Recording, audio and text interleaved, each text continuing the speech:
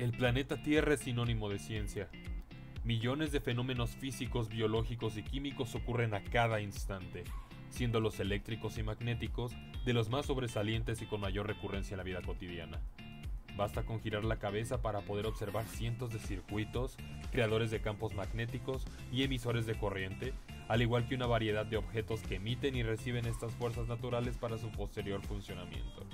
E incluso el planeta mismo nos excluye de esto. Inducción electromagnética, electromagnetismo, motores lineales, son algunos de los conceptos que más fuerza están tomando en el mundo de la ingeniería.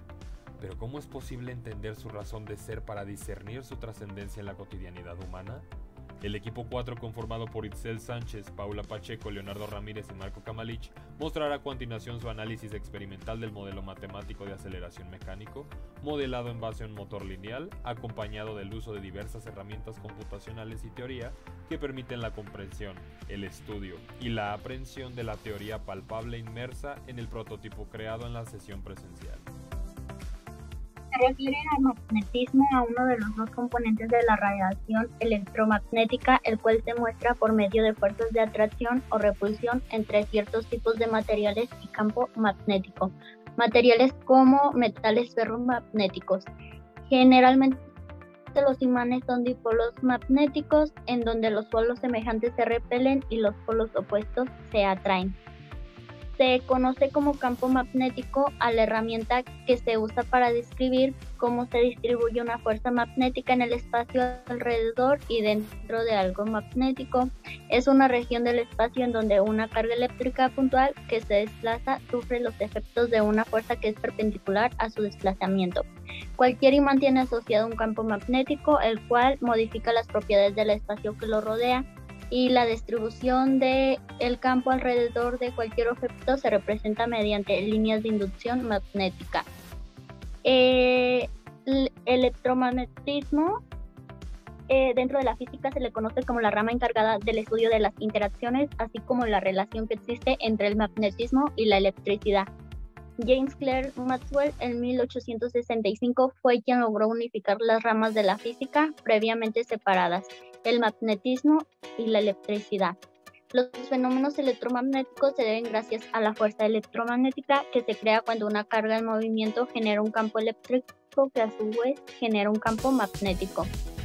La inducción electromagnética es la producción de corrientes eléctricas por medio de campos magnéticos. Este fenómeno es el que origina la producción de electricidad en un cuerpo expuesto a un campo magnético variable para que éste se vuelva conductor de la corriente eléctrica inducida. Y existen dos leyes que lo fundamentan, que es la ley de Faraday y la ley de Lenz. El motor lineal es un tipo de servomotor síncrono sin escobillas que consta de un rotor y un estator, y fueron diseñados para trabajar como motores de torque, pero en vez de producir esta fuerza rotativa genera una fuerza lineal en el sentido de su longitud. Son abiertos y se encuentran desenrollados. Y la forma más común de su funcionamiento es como un dispositivo tipo Lorentz, cuya fórmula representa que la fuerza aplicada es linealmente proporcional a la corriente eléctrica y al campo magnético. Y sus usos más comunes son trenes de levitación magnética, montañas rusas, puertas corredizas, láseres de precisión de corte, dibujo automatizado, subterráneos modernos, entre otros. Habiendo mencionado el marco teórico adjunto al reto y teniéndolo previamente estudiado, se acudió a la primera sesión presencial del bloque para poder realizar el experimento que se observa en pantalla, el cual es una representación bastante sencilla de cómo un campo magnético y el uso de voltaje puede provocar el movimiento en una pequeña barra de metal.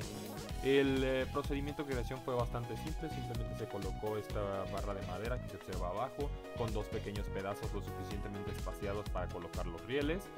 Se conectaron dos pilas cuadradas entre sí y su polo negativo y positivo a los rieles. Los imanes tienen un pequeño espaciado entre sí y tienen el mismo polo volteando hacia arriba de los rieles. Y en este caso pues se colocó lo que vendría siendo la barra de metal para generar un movimiento, y esto se capturó en video para poder observarlo en la plataforma de track. Se realizaron distintos promedios y aquí se puede observar uno de los mejores. Se puede ver que por medio de un plano cartesiano de la marca de espacios y lo que vendría siendo las masas puntuales, se puede hacer un estudio bastante exacto del movimiento realizado por la pequeña barra. Teniendo ya observado todo lo previo, se colocaron los datos en lo que vendría siendo la plataforma de Excel.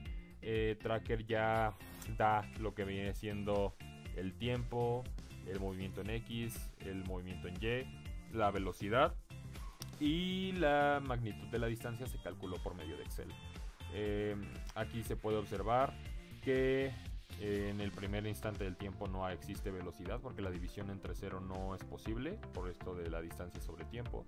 Por lo tanto, se tomaron los valores inferiores, que es el mínimo espaciado del tiempo posible, para realizar los siguientes cálculos en lo que vendría siendo la plataforma de MATLAB, utilizando el tiempo, las velocidades, la magnitud de la distancia.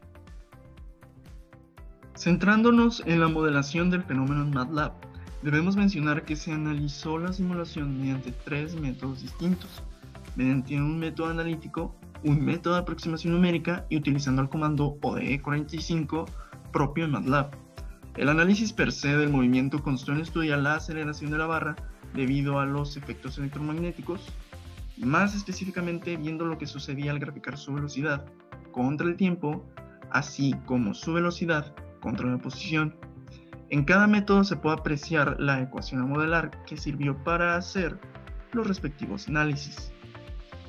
Podemos visualizar en el código el programa utilizado y los métodos que sirvieron para realizar dichos análisis, empezando por el método analítico,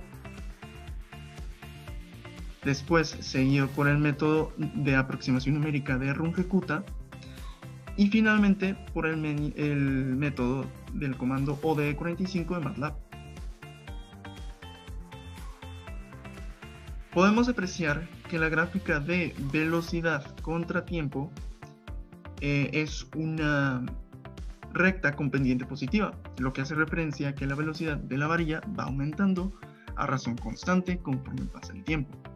Por otro lado, en la gráfica de velocidad contra posición, podemos apreciar cómo la velocidad va decrementando en cierta medida conforme la varilla cambia de posición, haciendo referencia a que se va deteniendo.